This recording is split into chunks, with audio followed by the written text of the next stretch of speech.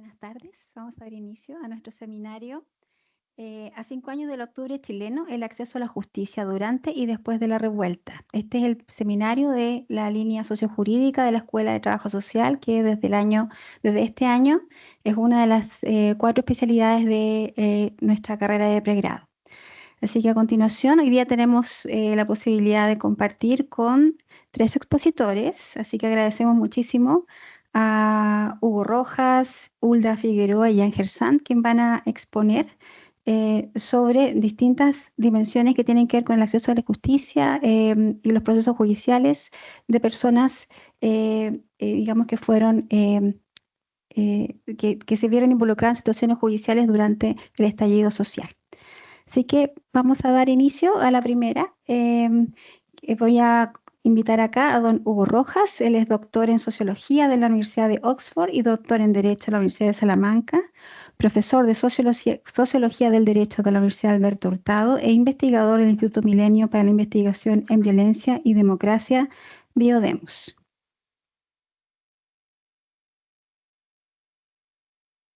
Buenas tardes, muchas gracias por la invitación.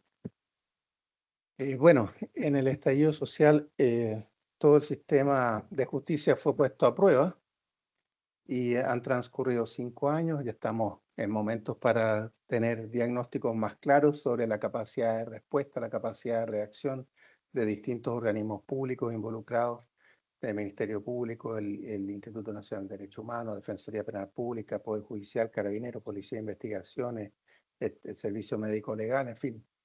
Entonces, el sentido de esta presentación es compartir algunos antecedentes de diagnóstico y también formular recomendaciones para ver qué podemos hacer. Respecto de las querellas por violaciones de derechos humanos, según el Ministerio Público, ingresaron 10.142 casos constitutivos de violencia institucional y habiendo transcurrido 5 años, 8.706 de esas causas ya están terminadas. Eso corresponde al 85,8%.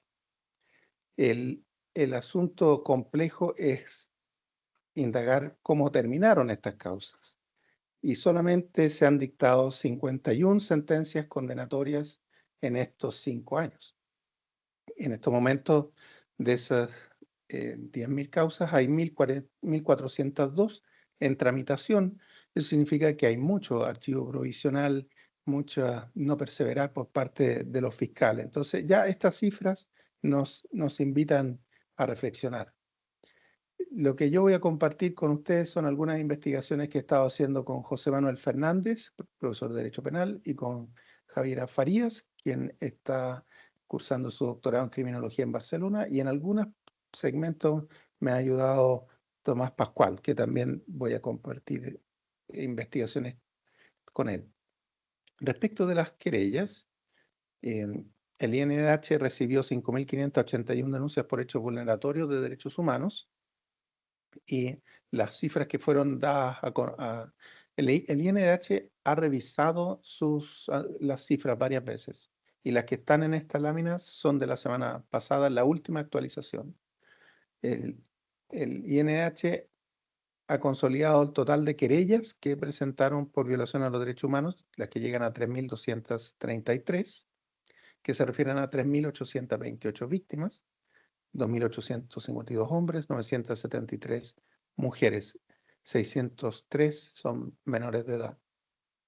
Si ustedes revisan, la mayoría de las querellas se refieren a premios ilegítimos, pero también a torturas. Hay 227 casos de trauma ocular. Entonces, con un grupo de estudiantes de la Universidad Alberto Hurtado y de la Universidad de California, construimos a solicitud de la Unidad de Archivo y Registro del Programa de Derechos Humanos de Víctimas de Violencia Institucional en la Subsecretaría de Derechos Humanos el año pasado, un documento que está ahí, hay una fotografía de las y los estudiantes para reconocer su esfuerzo, y el documento tenía por finalidad identificar los daños de las víctimas de violencia institucional durante el estallido. ¿Y cómo hicimos esa identificación de daño? Revisamos expedientes judiciales y específicamente nos concentramos en la querella interpuesta por el INDH. No podíamos revisar por razones de tiempo las más de 3.000 querellas, pero sí pudimos analizar 232.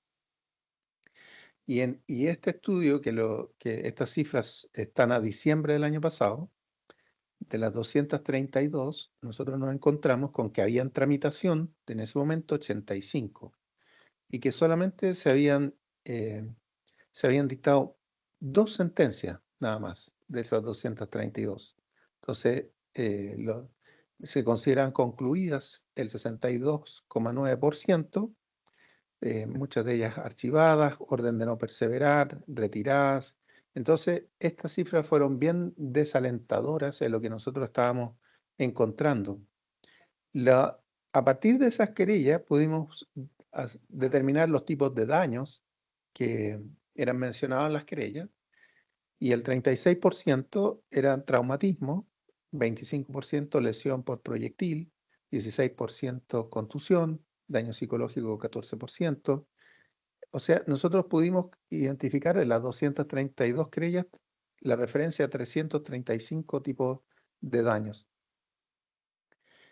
Mirando con más detalle el tipo de traumatismo, que como les conté, era el caso que tenía, la frecuencia eran 121 de los casos, el 36%. Si se mira más en detalle qué pasó ahí, los traumatismos, la principal era facial, con el 42%, ocular 22%, torácico.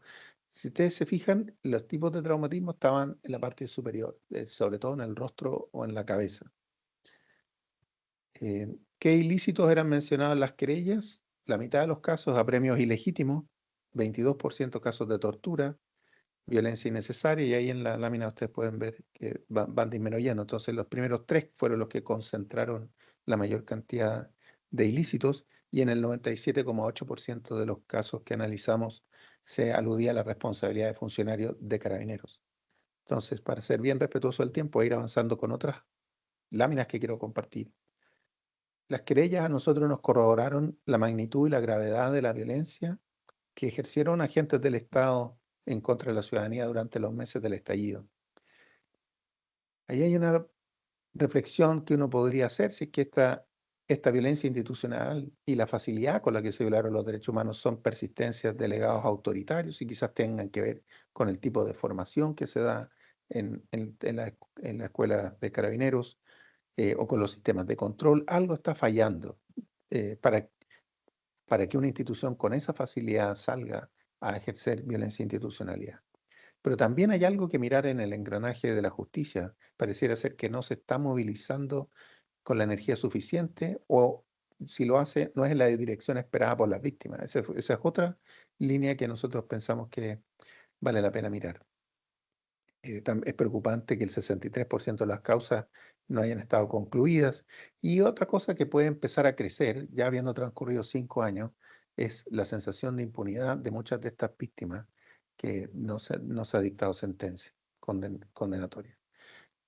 Estamos haciendo un estudio ahora con José Manuel Fernández y con Claudio Quintana, los dos son penalistas. Estamos revisando las sentencias, esas 51 sentencias condenatorias. También un dato interesante, que se han dictado 18 sentencias absolutorias. Entonces es importante tratar de aprender y mirar qué falló, por qué el Ministerio Público no logró 69 sentencias condenatorias cuando ha ido a juicio oral. Hemos estado mirando, por ahora llevamos una muestra de 14, ya vamos a seguir, esperamos terminar de aquí en los próximos meses todas estas sentencias, que como son del Tribunal de lo Penal, son bastante largas. No es lo mismo que analizar una sentencia en procedimiento abreviado simplificado. Lo que vemos en las que llevamos analizadas, es que el delito más frecuente es apremio ilegítimo, y eso también invita a uno a hacerse preguntas: ¿por qué el Ministerio Público a lo mejor tiene las evidencias y cree que puede lograr una sentencia condenatoria por apremio ilegítimo y no por tortura? Ahí hay una pregunta interesante. Y en la mayoría de los casos que hemos visto, se menciona armas de fuego, uso de armas de fuego, escopetas, carabinas, fusiles de guerra. O sea, aparece en estos 14 casos que llevamos claramente el uso de armas. Pero esto, cuando uno lo compara con las cifras del Poder Judicial, hay cosas que no están sintonizando, y puede ser por las formas como se están categorizando o construyendo las bases de datos, Entonces quise compartir esta lámina que publicó la Dirección de Estudio de la Corte Suprema el 2020, en la que la Corte Suprema señala que ingresaron al Poder Judicial 1.549 casos constitutivos de violación a los derechos humanos, y de acuerdo a sus registros, ahí están los 12 tipos de delitos que ellos están considerando constitutivos de violación a los derechos humanos, y la mayoría son apremios ilegítimos, como ustedes pueden ver en la lámina. Em, entonces, una primera reflexión que creo que es necesaria una conversación interinstitucional entre los distintos organismos del sistema de justicia para poder consolidar las cifras y las bases de datos. Hasta el momento eso no ha ocurrido. Entonces, desde la academia, claro, nosotros que somos obsesionados por los datos, los necesitamos, pero también el país requiere una conversación interinstitucional sobre este asunto. Y dos, para concluir, es preocupante esta iniciativa de parlamentarios de derecha que presentaron con la finalidad de amnistiar a los uniformados que hayan cometido violaciones a los derechos humanos. Eso podría beneficiar a los condenados y a otros que están siendo formalizados. Y también es bien importante para el país saber qué es lo que va a ocurrir con los casos donde el alto mando es el que está siendo formalizado y eventualmente acusado por violación a los derechos humanos. No es menor cuando hay responsabilidades de mando. Ya, voy a compartir ahora algunos datos sobre los que hemos visto en análisis de la defensa por los delitos del estallido social. Entonces, este es el otro lado, ¿no? La violencia que cometieron los ciudadanos. Y nosotros hicimos un trabajo revisando qué había ocurrido en la Defensoría Penal Pública, y lo que descubrimos es que la Defensoría Penal Pública hizo todo lo posible por adaptarse a la situación, a la emergencia, lo más rápido posible. Y aquí puse un ejemplo nada más para que ustedes visualicen. Si ustedes comparan las audiencias de control de detención del 20 al 28 de octubre del 2018 con la del 2019, eso ya muestra el alza de casos. Esa semana del 2018 hubo 6.154 audiencias de control de detención, mientras que en la del 2019 hubo 10.712. Eso es un aumento de un 70%. Entonces hubo una carga de trabajo muy fuerte y la Defensoría, y voy a compartir algunas cosas que hizo la Defensoría para poder ofrecer defensa a las personas que están siendo detenidas. Una cosa que hicieron de inmediato fue aumentar los sistemas de turno, y en aquellas defensorías que no tenían un segundo turno lo habilitaron, y también otra cosa que hicieron fue incorporar a profesionales que trabajan en la Defensoría Nacional en tareas que podríamos denominar en genérico más administrativas, y pasaron al brazo operativo de la Defensoría porque se necesitaban abogados de inmediato colaborando. También la Defensoría se desplegó en 118 cuarteles y unidades policiales donde se encontraban las personas detenidas. Y esa presencia ahí en las comisarías colaboró para prevenir vulneraciones de derechos humanos en la comisaría. Además, hubo un mayor diálogo entre los defensores con funcionarios de policía, y esto dio lugar a que se crearan proyectos pilotos de defensa en unidades policiales, adelantando una práctica que hasta antes del estallido no ocurría, que era entrevistas entre imputados, detenidos y el defensor o la defensora en los cuarteles policiales. Eso no ocurría antes del estallido, y se ha visto como positivo y también como un elemento para el Estado de Chile indicar que ha estado cumpliendo obligaciones internacionales en materia de prevención de tortura por la pura presencia de defensores en los cuarteles policiales. Hicimos una comparación para tratar de identificar cuáles eran los delitos del estallido social. Analizamos 4 años. Aquí voy a compartir con ustedes las cifras para que ustedes de inmediato puedan visualizar cuáles fueron los aumentos. En los mismos periodos del estallido social, desde el 18 de octubre hasta el que se decreta el estado de emergencia por la pandemia, lo analizamos desde el 2017 al 18, del 18 al 19, el 19 al 20, también analizamos del 20 al 21, pero aquí lo relevante es que ustedes vean donde se disparan las cifras. El robo en lugar habitado, es evidente, de un promedio de 3.400 más o menos entre el 17 y el 19, esto aumenta a 10.760 casos. Y los desórdenes públicos también, como ustedes pueden ver en la tabla, se multiplican muchísimo. Entonces, si comparamos 14 tipos de delitos que fueron los que nosotros identificamos como los propiamente cometidos por ciudadanos durante el estallido, eh, se elevan cifras que los años anteriores estaban casi en los 4.000 casos, aquí saltan a 22.000 casos. Entonces, esos son los delitos que nosotros identificamos como los más frecuentes. ¿Y quiénes los cometían? Aquí hay unas cosas interesantes. En la edad, lo que vimos es que hombres jóvenes tuvieron una mayor participación en los delitos del estallido social, tratándose de delitos seleccionados como del estallido. Se observa un aumento de la proporción de las imputaciones a menores de edad. Por ejemplo, si en el total de delitos solo un 6% de los ingresos correspondían a menores de edad, cuando se trata de los delitos del estallido, ese porcentaje aumenta al 12%. Hay también una alta participación de adultos entre el 18 y 29 años, seguido de adultos de 30 a 39. Bueno, los menores de 39 concentran el 90% de los casos del estallido social, que si uno lo compara con todos los casos, solamente el 72% de los casos son de menores de 39 años. Ahí hay en la lámina que se puede ver, la curva superior es la que muestra los delitos del estallido social. Y la curva más oscura es la que muestra el promedio. Respecto del género, hay una mayor participación de mujeres en los delitos del estallido social en comparación con los otros delitos, pero esa mayor proporción se da en menores de 18 años. Y respecto de la nacionalidad, la tabla ahí muestra que en los delitos que hemos considerado delitos del estallido social, la participación de extranjeros es menor que en el total de los delitos que fueron cometidos en el país. Si en el país el total era el 4,5% de los delitos ingresados en esos 5 meses habían sido cometidos por extranjeros, esa cifra baja al 2,3% respecto de los delitos del estallido social.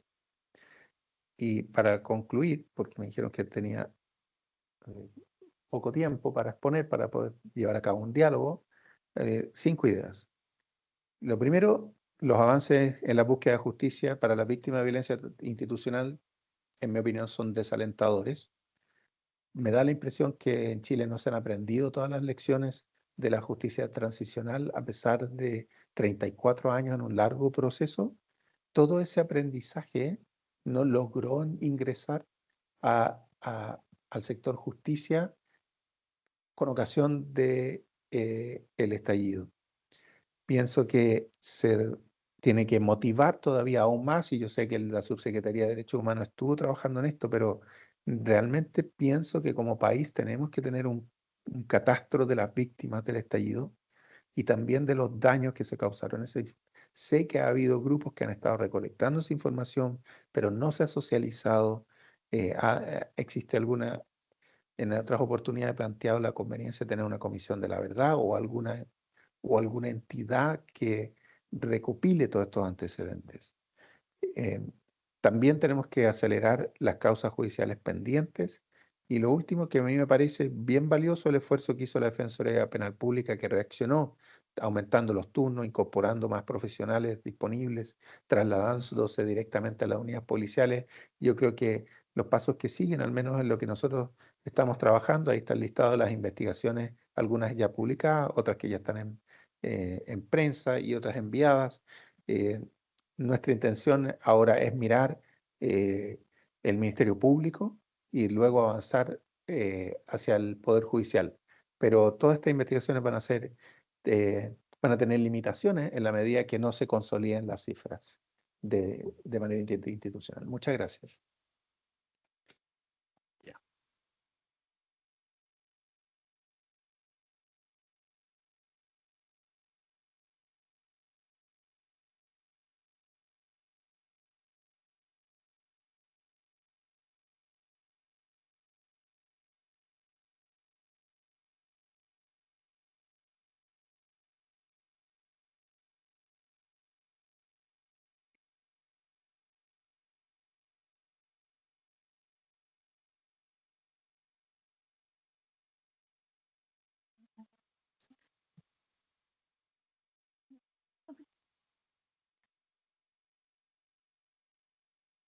pregunta, sí.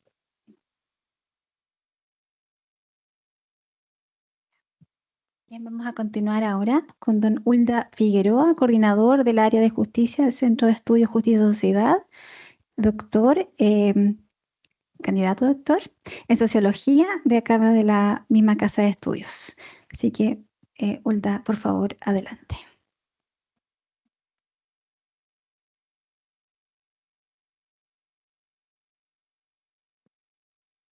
Buenísimo, muchas gracias. Primero que nada, agradecer a la Escuela de Trabajo Social, al Instituto de Ciencias Sociales, que es mi casa también, por la organización de esta actividad y de verdad, muy honestamente, muy contento de poder compartir con Hugo, con Jan, que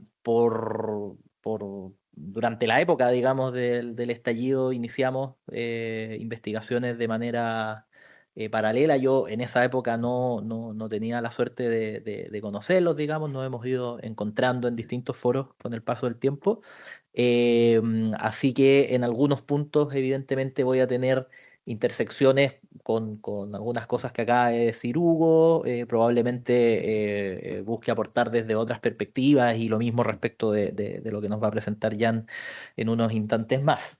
Mi presentación tiene como nombre Revisitando la respuesta judicial durante el estallido social chileno y tiene un subtítulo que tiene que ver con un objetivo que yo me he propuesto con esta presentación, que es en base a la experiencia o a lo que aprendimos o a lo que yo con mi equipo de investigación de esa época pudimos ver, pero también Jan, Hugo y otros investigadores que ocurrió en el estallido, hacer una reflexión acerca de cómo muchos de estos problemas que vimos durante el estallido social persisten en nuestro sistema de justicia criminal, un poco tratar de apuntarle a algunas causas y tratar de delinear en base a eso una agenda de trabajo para fortalecer un elemento que yo creo que es central, bueno, que es una idea, digamos, bastante central en general en el contexto del estallido en su conjunto, que es la idea de la confianza, ¿no? Cuando se habla sobre las causas del estallido, se habla de la crisis de confianza institucional y lo que quiero es comenzar más bien aventurando una tesis respecto de cómo tres conceptos, los conceptos de justicia procedimental, de confianza o la crisis de confianza se pueden vincular con el estallido social, ¿no?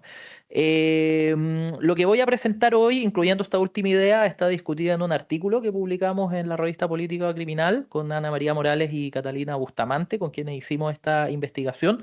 No voy a presentar el artículo, si bien algunas de las ideas que voy a exponer están recogidas desde ahí, pero básicamente el aporte al estado del arte que hace este artículo no tiene que ver tanto con relevar cuestiones que si bien en el estallido ocurrieron de manera bien intensa, son, digamos, de antigua ocurrencia en nuestro sistema de justicia criminal, como tiene que ver con el uso de la persecución penal para perseguir a personas que están protestando en contextos de manifestaciones sociales o, digamos, la ocurrencia de abusos en las detenciones, sino que verdaderamente el aporte, así lo planteamos nosotros en este artículo, tiene que ver con hacer este vínculo entre ciertos problemas históricos de la justicia penal con la crisis de confianza institucional que digamos, generó o tuvo lugar durante y después del estallido y, digamos, el malestar social que gatilló o reprodujo el estallido social del año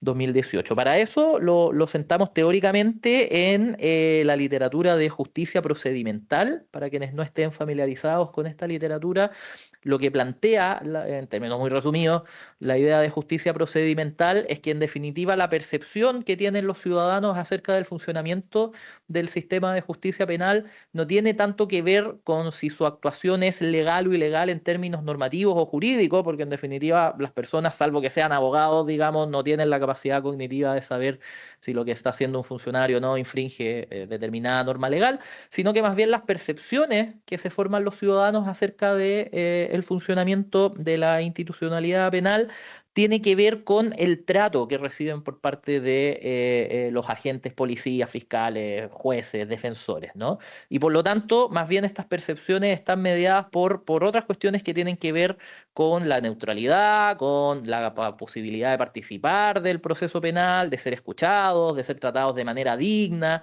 entre otras cuestiones. Y eso es lo que va forjando en los ciudadanos mayores o menores niveles de confianza, lo que asienta la legitimidad de las personas en las instituciones y estaría vinculado, digamos, con la capacidad de respuesta, la obediencia o la capacidad de cumplir la ley que tendrían los ciudadanos, ¿no? Como muchos de nosotros sabemos, si hay una característica que ha sido persistente en la última década en nuestro país es la baja confianza de la ciudadanía en las instituciones en general, digamos, forma parte del diagnóstico del estallido, pero también de muchas de las instituciones de la justicia penal. Arriba tienen los datos de la encuesta del Centro de Estudios Públicos, ¿no? Como, que muestra cómo durante los últimos años la confianza, digamos, es bastante baja en el Ministerio Público y en los tribunales de justicia, en un contexto, y es lo que trato de ilustrar abajo, donde las evaluaciones que se hacen del sistema de justicia criminal a nivel comparado son bastante buenas, ¿no? O sea, hay una brecha entre, digamos, la calidad objetivamente medida de nuestra justicia criminal, que está por sobre la media mundial, por sobre la media de América Latina, por bajo la media europea, como nos pasa en la gran mayoría de los indicadores en nuestro país, digamos, pero tenemos un sistema de justicia criminal que funciona bien, digamos, pero que es percibido por las personas como poco confiable, digamos, como pasa con muchas otras cuestiones en nuestro país, ¿no? Bueno, datos respecto del estallido, Hugo ya mencionó varias cuestiones, pero para poner algunas cifras, acorde al Ministerio del Interior, datos de la época del Ministerio del Interior y Seguridad Pública cifran en más de 9.000 las marchas que tuvieron lugar entre el 18 de octubre y el 12 de diciembre del 2019, el levantamiento que se hizo. En ese contexto ocurrieron más de o participaron de esas marchas más de 4 millones de manifestantes, de los cuales en ese rango de fechas, digamos, se cuentan un poco más de 20.000 formalizados, lo que da cuenta de algo que es obvio, pero que siempre es bueno ponerle el número, que es el hecho de que las personas que realizan, o al menos que son perseguidas penalmente por haber participado en actos de disturbio o eventos violentos, son la inmensa minoría, evidentemente, de las personas que participan de la protesta social, ¿no? Básicamente lo que nosotros afirmamos en nuestro artículo es que si uno mira las interacciones con los tribunales, y esto es importante aclararlo desde ya, esto es un estudio que miró la actividad de los tribunales, o sea, de fiscales, jueces, defensores. Aquí no estamos, digamos, haciéndonos cargo en esta investigación de lo que ocurrió con la policía, no de manera directa al menos. Básicamente lo que nosotros planteamos es que la percepción de haber sido tratados de manera procedimentalmente impropia, unida, o más bien fue reforzando la idea anterior, ¿no es cierto?, de desconfianza en la justicia, implicó una confirmación de la desconfianza en la justicia. ¿Y cuál es el punto? Es que nosotros creemos que esto colaboró, ¿no es cierto?, a que las instituciones de la justicia penal se vieran atadas de manos y no tuvieran la capacidad de promover la paz social, ¿no? O de promover procesos, ¿no es cierto?, de pacificación en un contexto de manifestaciones violentas, ¿no? Lo que uno hubiera esperado, digamos, en un contexto, comillas, normal, digamos, es que una justicia que se viera como confiable para las personas tendiera a ir calmando los ánimos, digamos, y lo que uno vio, digamos, en ese contexto fue justamente lo contrario. Parte de nuestra investigación lo que releva es cómo las personas a la salida de la audiencia, incluso aquellas que no eran perseguidas penalmente por delitos tan graves y no quedan en prisión preventiva, digamos, por distintas razones, salían más enojadas con el Estado y con la justicia de lo que habían entrado, ¿no? Y ahí básicamente hay un rol, hay una función que no está cumpliendo la justicia penal, que no cumplió en la época del estallido y que nosotros creemos tiene que ver con estos bajos niveles de confianza en la justicia penal, mediados precisamente por diversas situaciones de trato procedimentalmente injusto que paso a revisar a continuación. La gran mayoría de esto está reportado en el artículo, pero solo para para recordar algunas cositas, ¿no? Dos cuestiones metodológicas muy breves. Como ya referí, el objetivo del estudio es mirar las audiencias de control de detención de personas perseguidas penalmente en el contexto del estallido social. Por lo tanto, estamos mirando en general casos de personas perseguidas por haber cometido hechos de violencia, digamos, o de otra naturaleza en el contexto de las protestas. Hicimos 68 entrevistas, revisamos datos administrativos de la Defensoría Penal Pública.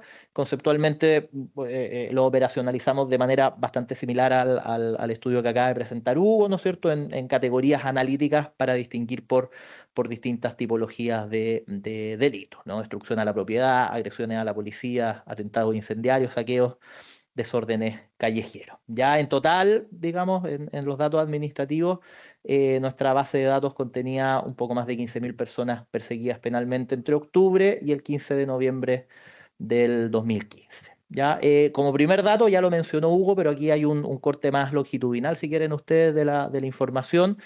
Una de las cuestiones que caracterizó los días posteriores al estallido en nuestra justicia penal fue el incremento explosivo de casos a la justicia criminal.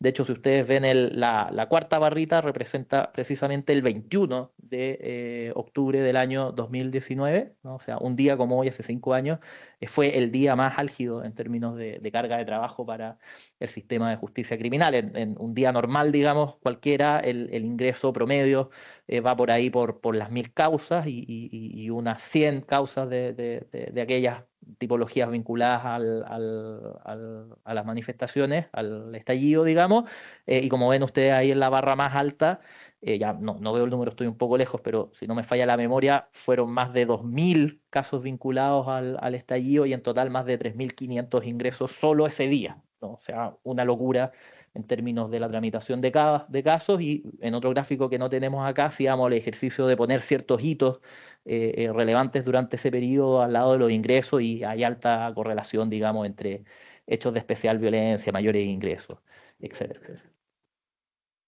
El azul son los delitos, digamos, de las categorías del estallido, y el rojo son otros delitos, digamos, ¿no? Ese es básicamente y la línea ahí amarilla es como el promedio diario en un día normal, ¿no? Para graficar un poco el problema, ¿no? Una de las conclusiones de nuestra investigación es que la capacidad burocrática, con muchas dificultades, digamos, pero de fiscales, jueces y defensores, fue suficiente para gestionar este elevado volumen de casos, y que en general uno no apreció infracciones a mandatos legales o garantías procesales, digamos, ¿ya? O sea, no se trata acá de que la gente estuvo, digamos, 10 días antes de pasar a control de detención, ¿ya? O sea, ese no fue el problema, no fue un problema de gestión legal, sino que fue un problema o lo que tensionó este ingreso explosivo fue básicamente que hizo más intenso y probable, en definitiva, el ser objeto de prácticas contrarias a la idea de trato justo, ¿no? Entonces, básicamente lo que nosotros hicimos fue distinguir aquellos problemas históricos de la justicia penal que fueron o que se expresaron de manera más intensa durante el estallido social, de algunas prácticas que nosotros logramos atribuir más exclusivamente propiamente al contexto del estallido social, ¿no? Dentro de las primeras hay cuestiones que voy a pasar muy rápido porque además me estoy quedando sin tiempo, pero cuestiones que están rastreadas en la literatura desde inicios de la reforma procesal penal, ¿no es cierto? Imputados que se perciben como objetos del proceso y no como sujetos, que perciben que no son escuchados, que no tienen oportunidades de expresar, digamos, su opinión en el contexto del proceso penal, personas que declaran no comprender lo que está ocurriendo en el proceso, ¿no? Esto práctica que tuvo lugar con mayor frecuencia en este contexto de las audiencias masivas, ¿no? De personas que son formalizadas en grupos de a 10, 15 personas. Acá traía 2 citas, pero creo que las podemos omitir, porque dan cuenta básicamente de expresiones de ese fenómeno. Y las distinguimos de ciertas prácticas que las atribuimos específicamente al contexto del estallido social. Ya básicamente, como planteaba Hugo, ya lo expuso muy bien, personas de un perfil distinto a las comunes para esta misma clase de delitos ingresaron, fundamentalmente más mujeres, personas más jóvenes, ya un uso diferenciado de las medidas cautelares y un mayor número de detenciones declaradas como ilegales. Sobre lo primero, Hugo ya lo expresó bastante bien, así que me lo voy a saltar. Respecto de las declaraciones de ilegalidad, lo que nosotros constatamos es que, haciendo también un ejercicio similar de comparar mismos periodos y mismos delitos de años previos, ¿no es cierto? Si uno mira todos los delitos de la justicia penal en general, las declaraciones de ilegalidad no superan el 2%. En el contexto del estallido social, acá, llegaron a aproximadamente el 3,4%, y si uno hace el zoom solamente a los delitos específicamente que tenían que ver con el contexto de la protesta social, las cifras llegan casi al 7,7% en el agregado, y si uno desagrega para algunas categorías de delitos, por ejemplo, como perdón, voy a tener que acercarlo, la verdad es que no veo absolutamente nada, como los desórdenes callejeros, por ejemplo, la cifra alcanza casi el 10% de declaraciones de ilegalidad, ¿ya? O sea, absolutamente una locura, ¿no es cierto? Casi 8 veces más, digamos, que las declaraciones ilegales. Acá el artículo hace una reflexión, digamos, que no está testeada empíricamente, pero todo parece indicar que esto no tiene que ver tanto con que los fiscales, por ejemplo, o los defensores fueran más propensos a alegar la ilegalidad de las detenciones en estos casos, cuestión que nosotros veíamos como muy improbable por la cantidad de trabajo que tenían, digamos, ¿no? O sea, no es que les sobrara el tiempo para estar debatiendo más estas cuestiones, sino que lo más probable, y como después fue quedando en claro a través de otras fuentes de información, fue que efectivamente había más abusos policiales en las detenciones. Ya, o sea, esto es un dato que lo muestra con bastante certeza. Ya en el caso de las medidas cautelares se ve un incremento que porcentualmente se ve pequeño, digamos, pero que en realidad es un incremento en términos efectivos de casi un 10% en la probabilidad de ser objeto de prisión preventiva, pero donde sí se nota bastante el cambio de criterio en el uso de otras medidas cautelares, ¿no? O sea, estos son delitos donde en general el no quedar con medidas cautelares suele ser la regla general. En este periodo hubo un uso más intenso de las medidas cautelares, y respecto de la prisión preventiva, en el caso de los atentados incendiarios, hay un aumento de casi 10 puntos porcentuales en la probabilidad de utilizar medidas cautelares. ¿Ya? Como me queda poco tiempo, voy a poner sobre la mesa algunas cosas finales que podemos seguir discutiendo después en la ronda de preguntas, que tiene que ver con esta agenda de qué hacer para poder recuperar la confianza ciudadana en la justicia penal, ¿no? ¿Por qué creemos que esto es importante? Porque precisamente incrementar la confianza ciudadana en la justicia, ¿no es cierto? Entre otras cosas, lo que busca es contar con un artefacto social que morigere precisamente el malestar social que producen eventos de disturbios, ¿no? Es muy aventurado, creo yo, plantear que dentro de las causas del estallido estuvo la falta de confianza en la justicia. No formó parte de la agenda explícita del estallido, ni mucho menos, pero sí creemos que hay más evidencia para plantear que, en definitiva, la justicia penal no cumplió con su rol pacificador durante el estallido social, ¿no? Y en la medida que tengamos una justicia penal en la cual la gente no confía, futuros eventos de violencia o de protestas sociales masivas pueden devenir en cuestiones similares. Entonces hay 3 elementos, 3 caminos que creemos nosotros podemos potenciar. Podemos hablar más de ello en la ronda de preguntas. Primero, uno que ya exponía Hugo también, que tiene que ver con esta práctica de los defensores penales en comisaría, que a nuestro entender, entendemos que acá también hay una línea potencial de investigación que seguir. Digamos, tuvo bastante auge en los años o meses posteriores al estallido, pero no hemos sabido mucho más de ello, digamos, si está vigente o no, si se ha seguido realizando.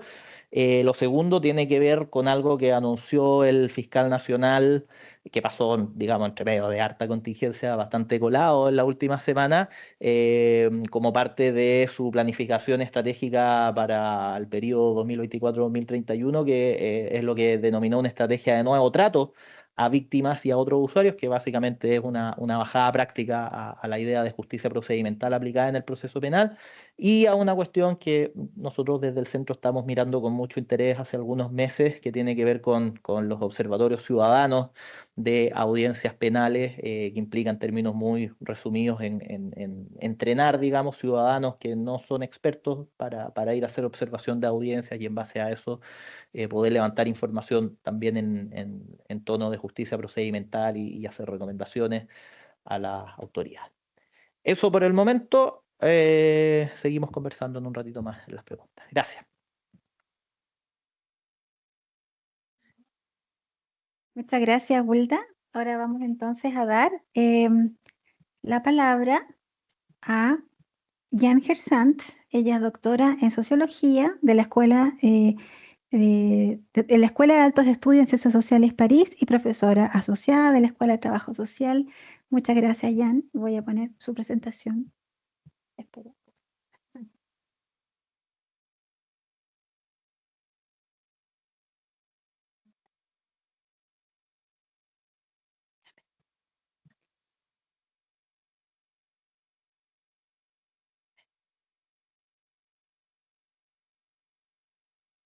Muchas gracias. Buenas tardes. Entonces, mi presentación yo creo que bastante complementaria de las anteriores. En particular, yo creo quizás de la de Hulda sobre audiencia contra detención, aunque tengo conclusiones quizás un poco distintas, pero no tanto. Pero ahí es donde justamente yo quiero poner en la discusión lo que uno considera como garantías procesales. Pero primero, el contexto de la investigación. En la época donde empezó la revuelta, estaba llevando a cabo un estudio colectivo sobre acceso a la justicia, donde considerábamos que el acceso a la justicia no es solamente justamente las garantías procesales, pero tiene que ver mucho con lo que entienden realmente las personas, con lo que podríamos llamar un acceso cognitivo a la justicia, porque lo judicial, los procesos judiciales tienen impacto muy fuertes en la vida de las personas y no siempre, no nos consta que realmente siempre las personas tengan muy claro qué es lo que está en juego y qué es lo que está entre sus manos para qué pueden hacer o no deben hacer. Y la metodología es una metodología que se implementa poco en general de etnografía colectiva, que consiste en que varias personas, en duplas o en triadas, asistan a las audiencias para registrar lo que pasa ahí.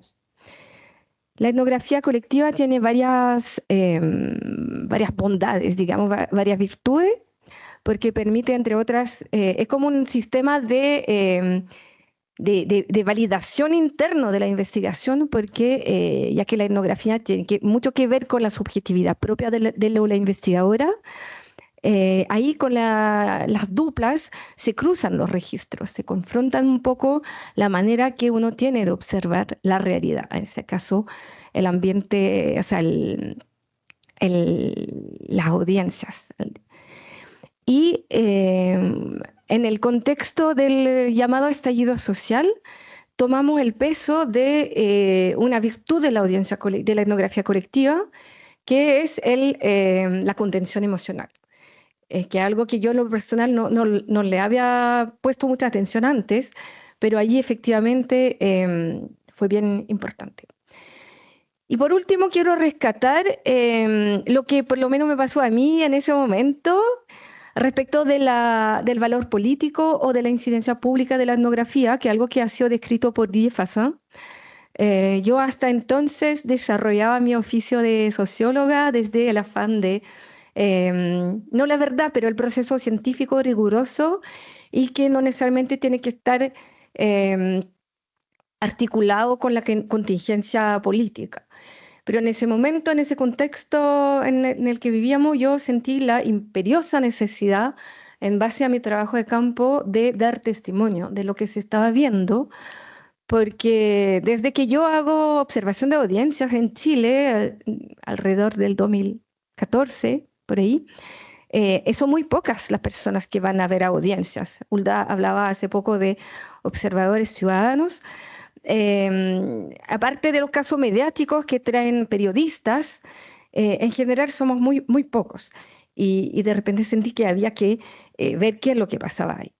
Entonces, ahí voy a pasar rápido porque yo creo que ya hemos dado muchos números, pero solamente algo que quizá no se ha puesto de relieve, es que sí, efectivamente el alto número de personas que pasaron a la audiencia de control de detención, pero sobre todo a nivel internacional, a nivel histórico, el triste récord de los traumas oculares, que, bueno, Hugo habló de como la facilidad con la que se dieron esa violencia, esas violaciones a derechos humanos. Entonces, tuvimos 182 traumas oculares en 6 semanas, y a modo de comparación, el último precedente que se acerca es el de la fase más violenta del conflicto israelí-palestino. Bueno, antes de, esos datos son de antes de la guerra que conocemos hace un año, 154 casos en 6 años, y en la llamada Primavera Árabe en Egipcio del noviembre de 2011, 60 casos en una semana. Y convengamos de que entre que egipcio o el conflicto israelí-palestino no son precisamente ejemplos de democracia. Entonces, la comparación no habla bien de Chile, ¿cierto? Bueno, esas son las fuentes de lo que acaba de mencionar. Como ahora veamos los antecedentes restados de lo que sucedió en el estadio. Tuvimos, recordemos, un estado de excepción constitucional de emergencia por 2 semanas, entre el 18 de octubre y el principio de noviembre, por primera vez desde el retorno a la democracia. Y eso también lo mencionó Hugo, que habla también efectivamente de la continuidad institucional pese a esos años de retorno a la democracia. Vimos la resurgencia de métodos policiales de la dictadura, como detenciones arbitrarias, tanto en la calle como en el mismo domicilio de las personas, secuestros, ejecuciones, torturas, abusos sexuales. Y todo esto, obviamente, documentado en los distintos informes de organizaciones internacionales que se han dado entre el fines del 2019 y 2022. Ahora, lleguemos a la audiencia de control de detención. Como le mencioné al principio, yo venía con mi equipo de investigación, veníamos desde el 2018 observando audiencias en el marco de este proyecto Fondesit sobre acceso a la justicia, y considerábamos varios tipos de audiencias. Y control de detención era una de esas audiencias que considerábamos.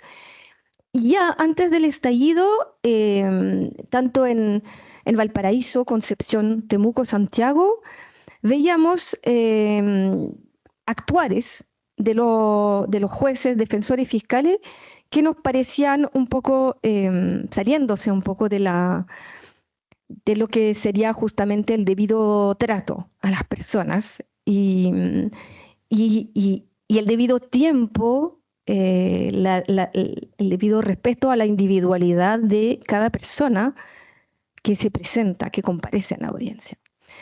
Entonces, para quienes no estén familiarizados, en una primera etapa, efectivamente, como lo dice el nombre, la audiencia de control de detención sirve para fiscalizar que la detención se ajustó al derecho y a los derechos humanos, o sea, las garantías procesales del derecho penal, del sistema de justicia adversaria que tenemos, y también más allá a los derechos humanos.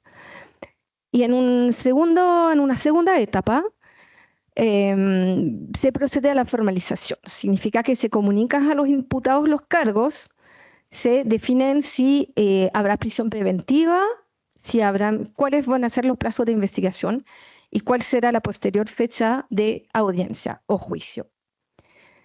Y resulta que muchas veces, desde el 2018, lo que hemos podido apreciar, y más aún durante el estallido, es que sean por temas de tiempos, por temas de rutinización, por temas quizás de despreocupación respecto de los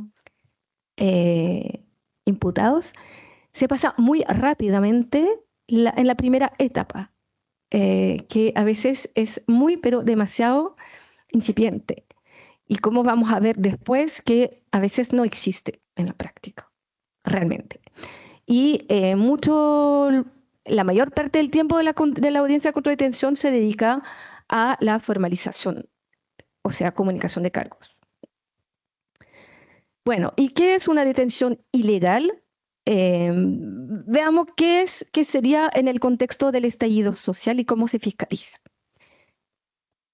Una detención ilegal puede ser efectivamente una detención en que Carabineros haya incurrido en una falta respecto a lo que dicta la ley. Y eso se puede manifestar de muchas maneras. Así me quedo con esa definición muy general. En el caso del contexto del estallido social, además, una detención ilegal muy frecuentemente era una detención que se efectuaba sin que haya registrado de aquella. Por ejemplo, una persona que estaba secuestrada varias horas en un carro policial. Y esa es difícil de rastrear porque, por definición, ese tipo de detenciones ilegales no llegaban a tribunales, porque cuando la detención se hace formalmente por Carabineros, hay un plazo de 24 horas para que la persona se presente a un juez. También se considera que una detención puede pasar a ser ilegal si, aunque el momento de la detención se haya ajustado a derecho, durante las horas en que la persona imputada estuvo a cargo de policía, ahí ocurrió algún maltrato, alguna vulneración de derechos. ¿Cómo se fiscaliza por parte de juez o jueza en la detención? Primero, el juez o la jueza se debe asegurar, para que el debido proceso ocurra, de que él o la imputada haya comunicado con su abogado defensor antes de la audiencia, que el defensor tenga los antecedentes de la causa y que el defensor eventualmente haya podido enterarse de algún maltrato. También, aunque no esté como codificado, se espera que el juez o la jueza, además de asegurarse de la identidad de la persona, pedirle su RUT, su domicilio, nombre completo, también le pregunte si sabe por qué fue detenida, si alguien le leyó sus derechos, y como adicionalmente quizás si tiene algún maltrato que reportar. ¿Y por qué es importante que se hagan esas preguntas sobre las condiciones de la detención, particularmente en el contexto del estallido social? Porque nosotros hemos observado 72 audiencias solamente durante el estallido social en Santiago y Temuco, entre el 25 de octubre y el 5 de diciembre. Y ahí entonces hemos visto varias veces que, por ejemplo, el defensor le pedía los antecedentes al fiscal, por ejemplo. Es importante porque, como dijeron tanto Hulda como Hugo, era tanta la cantidad de personas que pasaban por control de detención que era muy difícil dar abasto. Y entonces, si hay una duda de que el defensor no pudo materialmente comunicarse antes con los imputados, entonces él o la jueza lo tiene que hacer. Y en un contexto en que se supo muy rápidamente, porque de la misma manera que, como decía Hugo, fue muy fácil que se desplegara esa violencia, también con redes sociales, periodismo, muy rápidamente se supo la magnitud de la violación a derechos humanos. Entonces era muy difícil que los jueces ignoraran ese contexto y no lo incorporaran en su fiscalización de la detención. Bueno, de las 70 audiencias observadas, en 46 no se hizo ninguna pregunta respecto de las condiciones de la detención. Entonces, cuando me refiero a ninguna, me refiero a ninguna sobre sabe por qué fue detenido, dónde fue detenido, le leyeron sus derechos. Solo en 15 oportunidades, él o la jueza preguntó por posibles malos tratos o tortura. Y hay 5 audiencias donde aquí hay otro tema que no alcanzó a abordar, no sé, alcanzó literalmente a escuchar lo que se preguntaba. Entonces nos quedamos también con una zona gris de unas audiencias donde sí se preguntó algo, pero no todo. Principalmente si sabía si sabía por qué estaba detenida la persona. ¿Me quedan tiempos? Entonces, lo que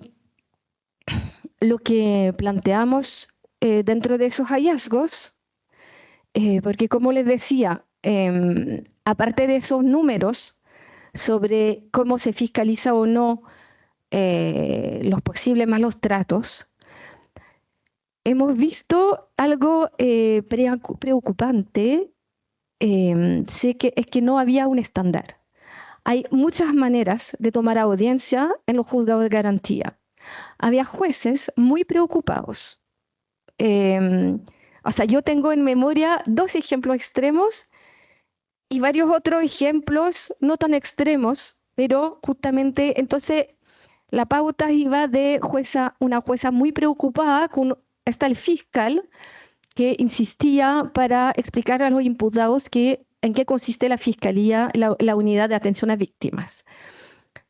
Hasta otro juez que maltrataba de una manera brutal tanto los imputados, maltrato verbal, como el público. Si alguien susurraba en la audiencia, amenazaba con dejar a la persona al público detenidas, como se lo permite en caso de disturbio el Código Procesal Penal. Lo mismo con fiscales y defensores. Defensores, algunas claramente sobrepasados, claramente enterándose en el momento de la audiencia, haciendo callar a sus representados, y otros mucho más comprometidos. Y lo mismo respecto de las audiencias grupales, que tampoco es algo que alcance a desarrollar ahora, pero en esos años de investigación me consta que hay juzgados donde se desarrolla audiencias grupales donde comparecen juntos personas que no se conocen y no han cometido el mismo delito. Y durante el estallido, por la magnitud, el número de personas que comparecían, en Santiago por lo menos pasó a ser banal.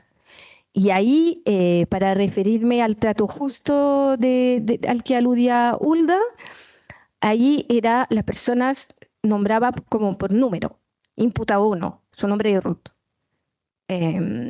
sin deferencia alguna y preguntándoles ahí por orden que respondan si tenían alguna responsabilidad en los hechos, etcétera. Ni siquiera había realmente una individualización de la audiencia. Bueno, entonces eso, la conclusión que tenemos hasta ahora,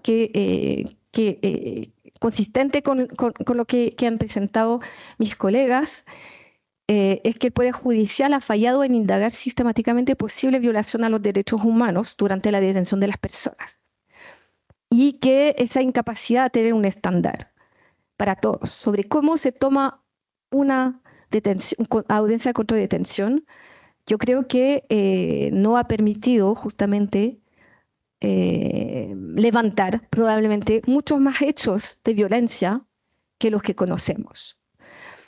Entonces yo voy a cerrar sobre una probable mejora, es que después de ese contexto, la Academia Judicial decidió publicar un manual para primera audiencia que en particular aborda las audiencias de control de detención.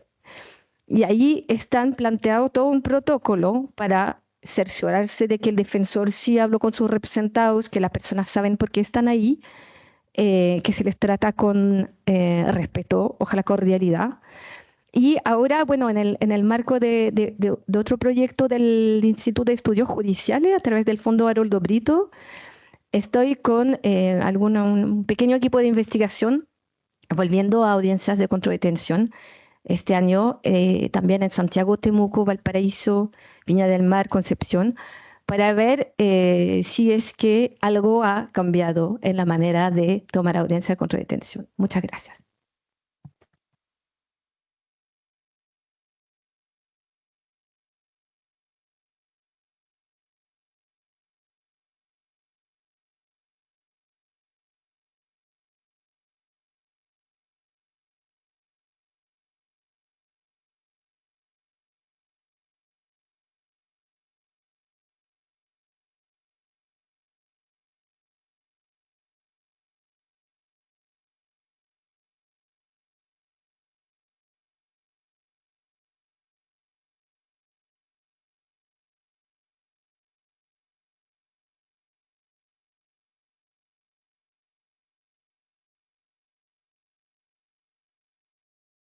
Tenemos que hablar para que quede bien en la grabación. Me siento aquí. Ya, muy bien. ¿Les parece que hagamos una ronda de comentarios respecto de lo que han escuchado y que quieran agregar a sus propias presentaciones? Ah, ¿alguna pregunta o comentario? ¿No? Perdón. Adelante.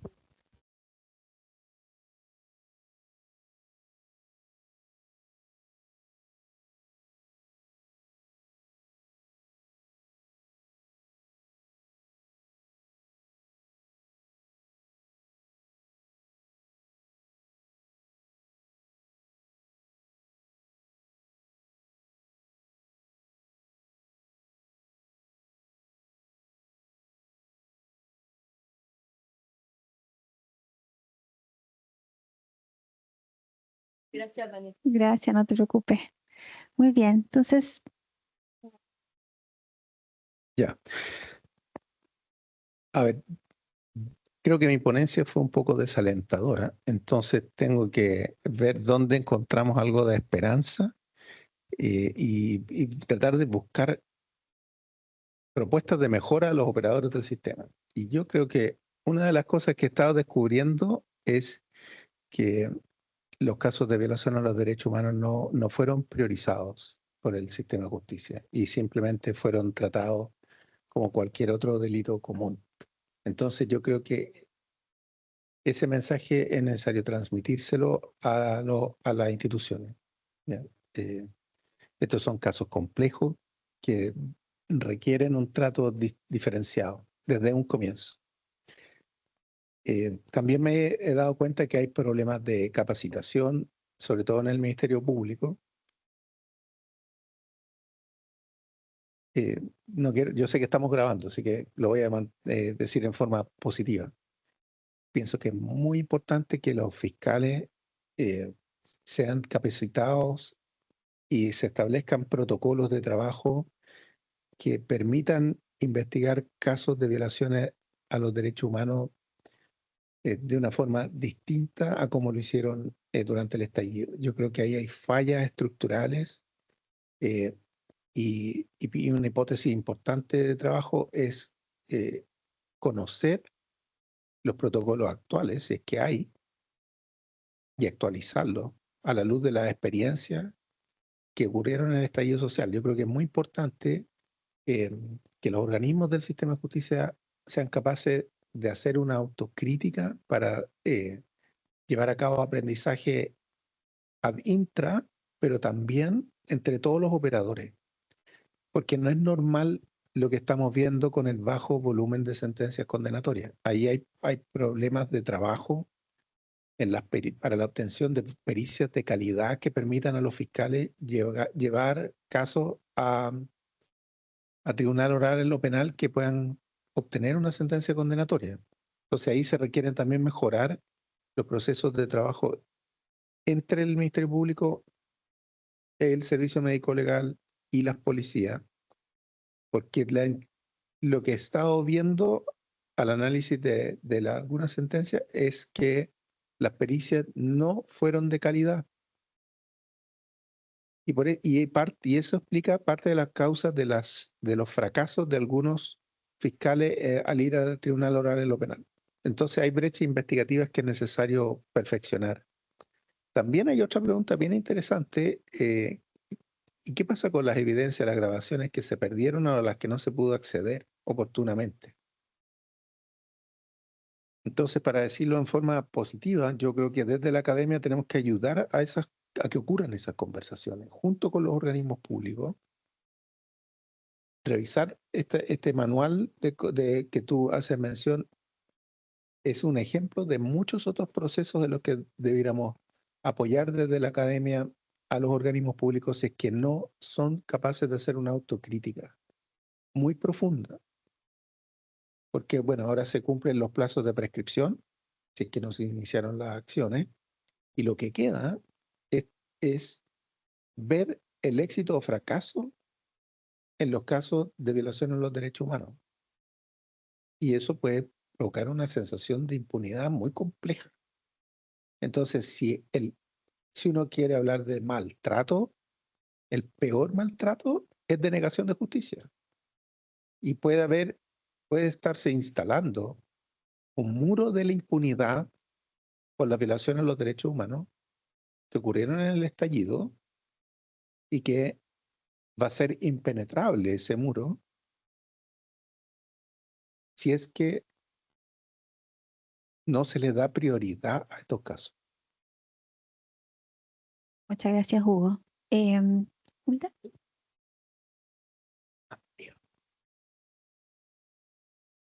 Ya, a ver, bueno, es muy interesante estar, habiendo ya pasado 5 años del estallido social, volviendo a mirar lo que pasó y volviendo a observar las distintas dimensiones. Claro, normalmente se suele, y de hecho incluso nosotros mismos replicamos un poco esa lógica como investigadores, ¿no? Como hacer las investigaciones respecto de las víctimas del estallido y las investigaciones, ¿no es cierto?, de lo que pasó con las personas que fueron perseguidas penalmente por hechos de violencia en el estallido. Y ahí se genera una primera cuestión que, claro, términos de investigación uno no puede investigar todo, tiene que tener ciertos focos, está perfecto, digamos, ¿no? Pero en términos más sociales o de cómo el Estado se ha hecho cargo de este fenómeno, yo creo que eso es un factor que ha cooperado un poco en esta división, digamos, entre los buenos y los malos, digamos, entre los de tu lado, los de mi lado, que dificulta o que yo creo que de alguna manera en el discurso público en un nivel y luego eso va permeando, digamos, en las decisiones que toman los actores, ha ido dificultando el proceso de toma de decisiones y en definitiva lo que ha hecho en términos muy concretos es, como muestra Hugo, impunidad, ¿no es cierto?, respecto de quienes fueron víctimas de violencia por parte del Estado en el estallido social. Y en el caso de las personas, digamos, que forman parte más del fenómeno o del lado del fenómeno que yo estaba observando, incertidumbre respecto de su estado judicial, digamos, no se ha hecho, si se ha hecho, digamos, hasta donde yo entiendo, digamos, no se ha hecho una revisión respecto de qué pasó con esos casos, digamos, ¿no? O sea, muy probablemente, conociendo, digamos, la dinámica de nuestro sistema de justicia criminal, deben haber habido un conjunto muy importante de personas que fueron perseguidas penalmente con la incomodidad, digamos, que supone el estar una noche detenido, estar sometido a un proceso judicial, etcétera, etcétera, etcétera, y que probablemente después sus causas quedaron en nada, digamos, ¿no? Una decisión de no perseverar muchos años después, digamos, o situaciones de ese estilo.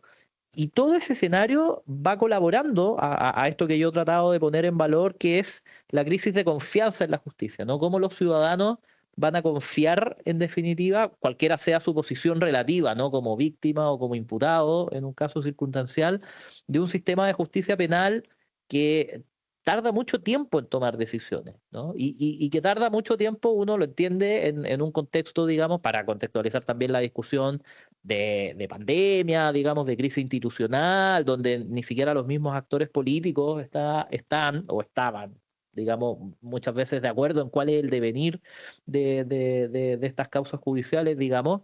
Pero eso va, digamos, manteniendo un estado de crisis de confianza en la justicia que la verdad yo creo que es algo a lo que no le hemos puesto suficiente atención en términos de cuál es el potencial que tiene eso de ser un riesgo. Suena muy abstracto y a veces hasta alarmista plantearlo en términos de un riesgo para la democracia, digamos, pero sí un riesgo, digamos, para, digamos, la capacidad que tenemos de resolver conflictos sociales, ¿no es cierto?, interpersonales, de manera más o menos pacífica, ¿no? O sea, si lo llevamos a otro ámbito, digamos, uno puede extrapolar la crisis de confianza con la proliferación cada vez mayor de expresiones de autodefensa, ¿no? Y bueno, me pregunto yo, digamos, cómo eso va a empezar a repercutir en potenciales futuros conflictos sociales o protestas sociales más masivas, bueno, que vamos a tener. Lo vimos incluso en el estallido, ¿no? De manera muy incipiente, algunos grupos que se autoorganizaban, los llamados chalecos amarillos, si no recuerdo mal la denominación, digamos, para tratar de repeler, ¿no es cierto? Y bueno, eso que afortunadamente en ese contexto es un poco más puntual. potencialmente en el futuro podría no serlo, y creo que nos vendría bien empezar a pensar, y de ahí nuestra propuesta de esta agenda de trabajo, a la cual Sumo no lo tenía en el radar ya en el tema de los manuales de audiencias, que creo que es algo que, o sea, de todas maneras se estaba haciendo desde el punto de vista más normativo. Desconozco qué tanta bajada ha tenido eso en la implementación de los actores, pero ciertamente es como una ruta a seguir en este orden de cosas. Yo tengo preguntas, pero me pasó un poco lo mismo que a Vanessa. Después de 2019, llega después la pandemia, o sea, emocionalmente no estaba en condición de hacerme preguntas y de retomar todo ese material, creo. Bueno, entonces me tragó el tiempo y ahora estamos 5 años después.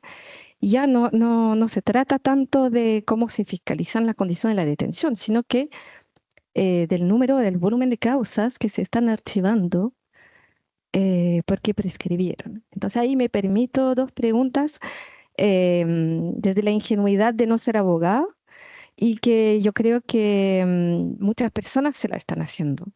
Primero, ¿y qué pasa porque tú hablabas, Hugo, de la falta de capacitación quizá en fiscalía? ¿Qué pasa con esa unidad de derechos humanos de la fiscalía? Y mi otra pregunta, lo siento si es realmente demasiado ingenua, pero entendiendo que crímenes, delitos o sea, violación a derechos humanos, supuestamente no prescriben, por lo menos lo que caracterizan como crimen de lesa humanidad. Entonces, ¿cómo se relacionan la violación a derechos humanos del estallido con la figura de crimen de lesa humanidad? Y en el fondo, ¿por qué están prescribiendo tan rápido esos crímenes? Bueno, fue positivo que se creara la Unidad Especializada de Derechos Humanos en la Fiscalía Nacional del Ministerio Público. Pero ese es un organismo después del estallido, sí. Pero eso es positivo. Pero es un problema porque muchas cosas operativas dentro del Ministerio Público están en las fiscalías regionales. Entonces lo que se tiene que hacer es teñir al Ministerio Público en todas sus unidades con los derechos humanos y tener unidades especializadas a nivel regional también. Bueno, pero había que partir con la unidad en el nivel nacional, y ahora lo que tenemos que pasar es que todas las directrices y las orientaciones inspiren el trabajo regional y local. También faltan, hay comunas grandes en nuestra ciudad que todavía no tienen oficinas del Ministerio Público, como Maipú, que vive muchísima gente. Puente Alto creo que tampoco tiene, entonces requiere también más trabajo territorial. Y respecto, bueno, es que si uno va a hablar de crímenes de lesa humanidad, tiene que tener las evidencias para llegar a ello. Cuando los ministerios públicos no tienen las evidencias para demostrar eso, se conforma con menos. Entonces, por eso a lo mejor puede ir por algo que tiene una condena más baja. Ese es el asunto. O sea, yo creo que se requiere conversar con los fiscales que están en los casos de mayor complejidad y conocer las estrategias que han llevado a cabo y sincerar las cifras, porque puede ocurrir, mi hipótesis sería que los fiscales se están conformando con sanciones menores, y no solamente en los casos de violación a los derechos humanos, también en los casos en que los ciudadanos incurrieron en violencia y que privilegiaron descomprimir el sistema con un alto volumen de procedimientos abreviados y simplificados. No. En los casos en que los ciudadanos cometían ilícitos, dado el volumen de casos que había y siendo selectivos para poder perseguir casos más graves, incendio, saqueo, esos casos más graves, pero todos los otros, yo tengo la impresión que se privilegió simplificado y la abreviada y la salida de suspensiones condicionales. Pero bueno, para responder más concretamente con tu consulta, es que aquí hay que demostrar eso. Entonces puede que no existan suficientes antecedentes, porque si existieran, seguramente el Ministerio Público ya hubiera ido por los delitos más graves. Una última, Pregunta. Súper. A ver, una pregunta para Hugo, otra para Jan y luego un comentario muy chiquitito. Hugo, tú que tuviste oportunidad de revisar, entiendo, en tu trabajo carpetas de investigación, ¿no? O sentencia. Sentencia, ya. Ya. Que me llamó la atención cuando hablabas de los tipos de términos, hacías referencia a un número que yo encontré bastante alto, significativo de decisiones de no perseverar. Voy a hacer una valoración propia. A mi juicio, yo siempre he entendido que la decisión de no perseverar es la peor de todas las respuestas del sistema de justicia penal, es el fracaso absoluto del proceso penal, es invertir todos los recursos y no llegar a ningún resultado. Entonces, bueno, quizás lo sumo en base a tu trabajo de investigación más global. Tu percepción es que se llega a la decisión de no perseverar, ¿por qué, digamos? Hay una renuncia, hay una desidia, hay una imposibilidad fáctica de alguna naturaleza, digamos, si pudieras generar alguna reflexión respecto de eso. Para Jan, en relación una pregunta que puede parecer metodológica, pero yo creo que tiene un contenido más sustantivo. En tu experiencia general, yendo a ver audiencias en distintos contextos, pero me interesaría situarlo obviamente más en lo que hiciste durante el estallido, ¿crees tú que genera algún efecto en el desarrollo de la audiencia el hecho de que hayan observadores externos, que no son intervinientes, digamos, como mirando, como cuál sería ese efecto y qué beneficio o cosas negativas crees tú que generen un contexto como este? Y lo último que les quería comentar, simplemente para el registro de video, pero de verdad me interesa que digamos, como ponerlo sobre la mesa, porque creo que es una línea de investigación interesante. Yo en algún momento tendría que revisar mis registros, pero puede haber sido 2021, 2022, hubo una sesión, no recuerdo bien si fue una comisión investigadora en el Senado o en la Cámara, que presentó datos respecto de cuál era el estado de avance de los casos del estallido social, tanto de violencia institucional como de ciudadanos, digamos, perseguidos penalmente por hechos de violencia. Y yo pedí esa base de datos. Es una solicitud de transparencia, porque eso era un informe, que como todos los informes vienen siempre unas tablas bien feas. Yo dije, bueno, alguien tiene que haber levantado la base de datos para hacer estas tablas. Las pedí por transparencia y me pasó lo mismo que planteas tú, ya que en el fondo pasó el tiempo, pasó la vida, digamos, y esos datos están ahí, pero creo que sería bien interesante, y se los dejo planteado, digamos, como una potencial línea de trabajo de echarle mano a esos datos, digamos, y ver qué pasó. Creo que ahí hay algo, hay una pregunta, digamos, que está dando vuelta respecto de qué pasó, digamos, con esos casos. Yo me atrevo a aventurar, y por eso te hacía la pregunta también, Hugo, la mayoría de eso tienen que ser decisiones de no perseverar, digamos, y quizás la gente que estuvo no tan bien asesorada aceptó alguna suspensión condicional, digamos, pero no veo que haya mucho más que eso, más allá de ciertos casos emblemáticos de mayor gravedad. Pero en la gran masa de casos me atrevo a aventurar que he pasado mucho más de ahí. Muchas gracias. Bueno, la mayoría de los casos de víctimas de violaciones de los derechos humanos estaban protestando, la mayoría. Y ahí fue cuando lo que ocurrió fue mucho perdigón y era difícil para el Ministerio Público determinar la procedencia del perdigón, porque había muchos policías con escopetas en la vía pública. Entonces la pregunta es, bueno, ¿y quién disparó? Y también se perdieron grabaciones y se perdieron pruebas, y eso lo analizaba el Ministerio Público internamente. También hubo víctimas que, esto tiene que ver con las presentaciones de ustedes, que no quisieron seguir adelante porque tienen una desconfianza muy grande con el sistema de justicia. Y había denuncias que llegaban a los servicios de salud, pero cuando se traspasaba la información al Ministerio Público faltaba información, faltaban antecedentes. Por ejemplo, no estaban los datos de contacto de las víctimas. Y así los fiscales fueron tomando estas decisiones.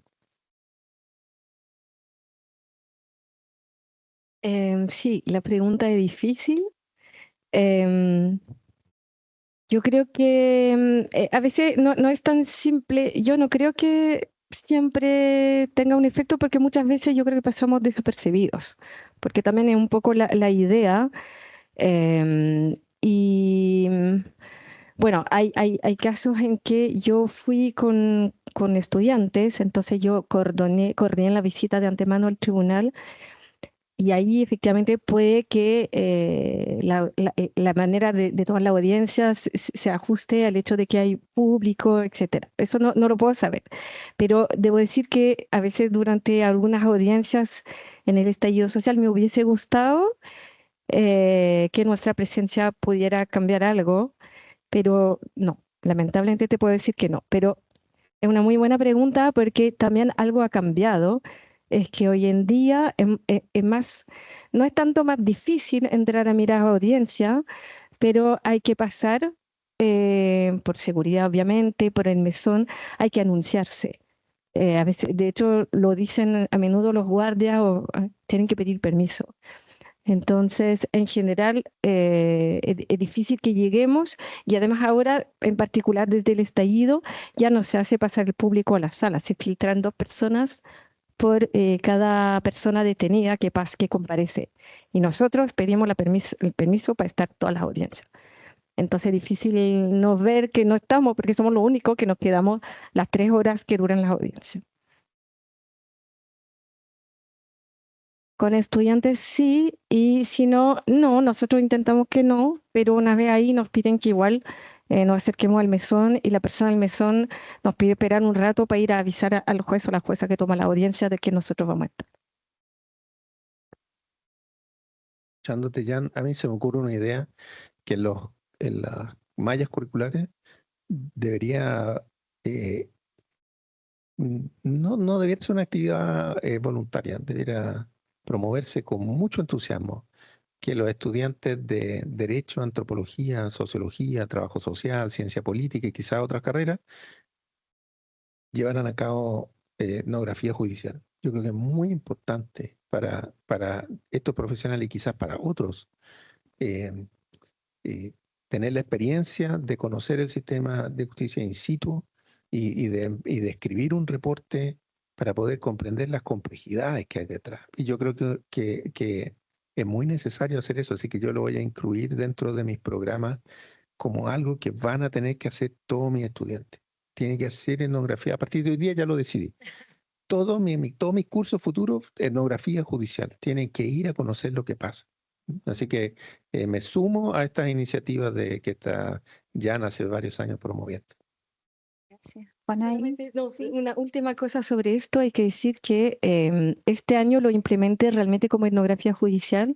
Los estudiantes del curso de acceso a la justicia en trabajo social tenían que hacer un informe, y lo han hecho realmente súper bien, y yo aprendí muchas cosas, porque hay cosas que yo con tantos años voy naturalizando, y hay cosas que uno no ve, como ellos tuvieron una visita previa a la audiencia por la ciudad el centro de justicia, y ahí, no sé, había una estudiante indignada por los comentarios xenofóbicos de algunos funcionarios, que son igual las personas que planifican las audiencias, no tienen injerencia directa, pero vean muchas cosas, les pareció muy duro lo que vieron. Y yo creo que sí es muy bueno. Así que apoyo la iniciativa. Aquí tenemos una pregunta, Daniela, para que quede registrado. Sí, te paso el micrófono y ahí. Vale, tengo 3 preguntas, una para Hugo y las otras 2 para Jan, Hulda, y también sé que puede responder Hugo. Hugo, si te podías referir brevemente y un poco aventurarte, entiendo que ustedes han analizado 14 sentencias por ahora y que tienen la idea y la intención de ir analizando más. Sobre las sentencias absolutorias, sé que no las has revisado, pero a partir de lo que sí se ha logrado revisar, si te podrías aventurar más o menos a por qué podrían haber, no sé, me intuyo que falta de prueba, no tengo idea. Ahí no sé, pero eso. Y también pensando en el título de tu exposición, Jan, quisiera saber si se pueden referir un poquito brevemente al ámbito de la reparación. Como estoy pensando, no sé, por ejemplo, en el proyecto Inocentes de la Defensoría Penal Pública, reparaciones más simbólicas, a raíz de lo que ustedes han hablado de los controles de detención ilegal. Esa es como otra de las ideas. Y pensando en el tema de la prescripción, que efectivamente ya están prescritas muchísimas causas, si han tenido algún conocimiento respecto, sé que hemos hablado de lo penal acá, pero en el ámbito de lo civil. Tengo entendido que se han iniciado algunas demandas civiles. No sé si han tenido algún conocimiento al respecto, que tiene otras lógicas. Ahí Hugo, que es abogado, podrá orientarnos más, pero son esas tres preguntas. Gracias. Gracias. ¿Quién quiere partir? Bueno, una cosa que ha fallado son los peritajes, porque para que los fiscales logren demostrar la participación de las personas que han sido acusadas y en la comisión de ciertos hechos, se necesitan las pruebas y las evidencias para ello. Entonces, un error, y esto es grave para el Ministerio Público, perder juicios orales. No solamente porque afecta la credibilidad de la institución, sino también por todos los recursos invertidos en una investigación. Si es que un fiscal pensaba que no iba a lograr convencer a los tres jueces en el tribunal oral, no hubiera acusado y no hubiera ido al juicio oral. Entonces es un desgaste también institucional. El óptimo es que cada vez que los fiscales acusan, se entienda que van a ganar. Ese es el óptimo, pero no siempre lo logran. Una hipótesis que yo quiero demostrar tiene que ver con la mala calidad de los peritajes, pero eso no solamente basta con escuchar la audiencia, también hay que ir a entrevistar fiscales, y no todos los fiscales están dispuestos a reconocer sus propios errores en la teoría del caso y en la estrategia de litigación.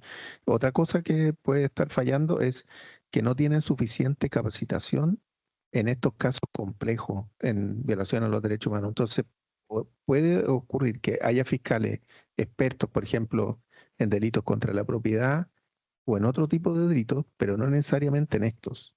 ¿Ya? Entonces habría que ver la capacidad instalada de los fiscales. Y lo otro es,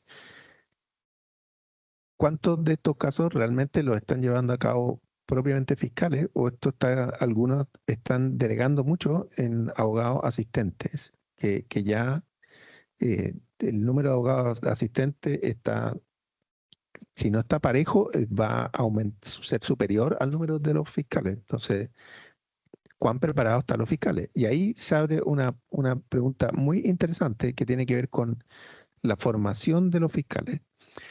En las experiencias comparadas, en Italia, en Portugal, en España, hay academias para fiscales, así como está la Academia Judicial y la Academia Diplomática.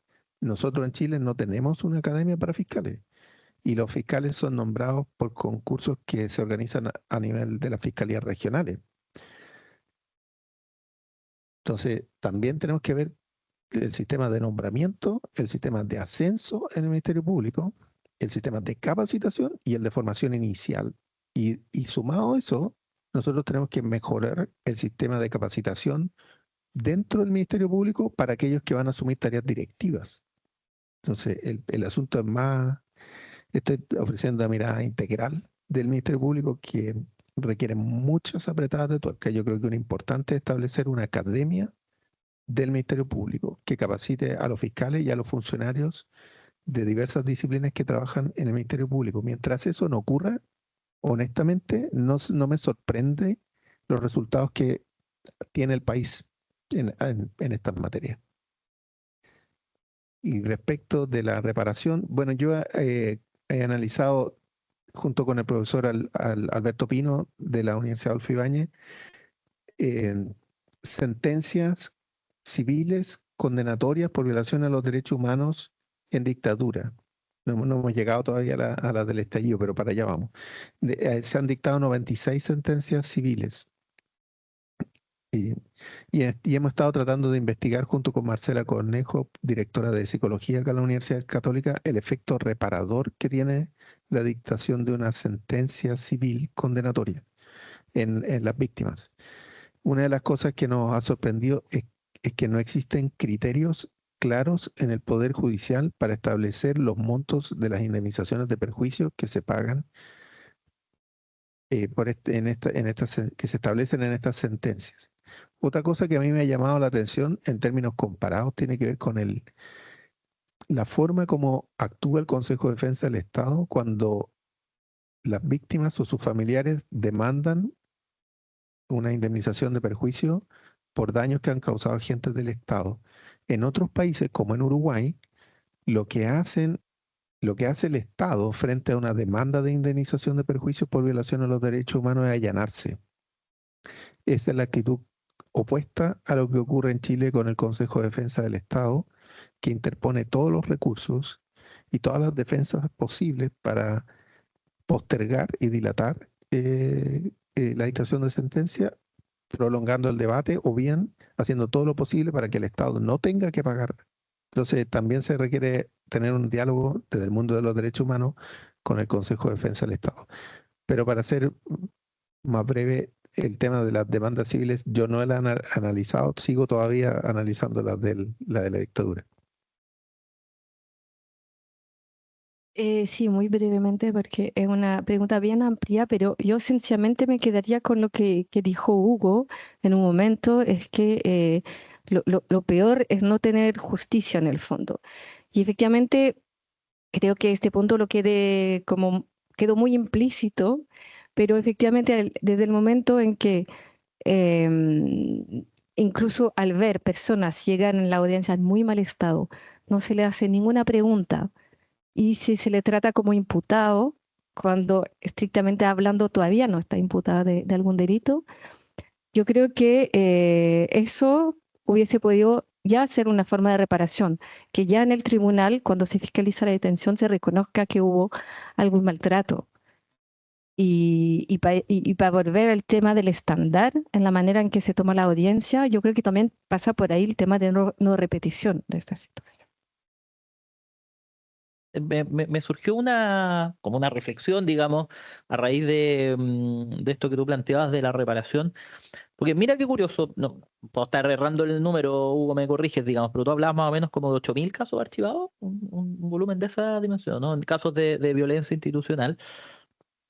Ya, no tengo, digamos, lo voy a decir muy en términos hipotéticos, pero si tú una fracción de esos casos, digamos, tú como Estado tuvieras, digamos, organizado y hubieras establecido una política de reparación, tú perfectamente con las herramientas legales que tienes podrías haber, a través de salidas alternativas, ¿no es cierto?, haber dicho, incluso reparaciones simbólicas que en estos casos, digamos, son, digamos, muy valiosas, ¿no?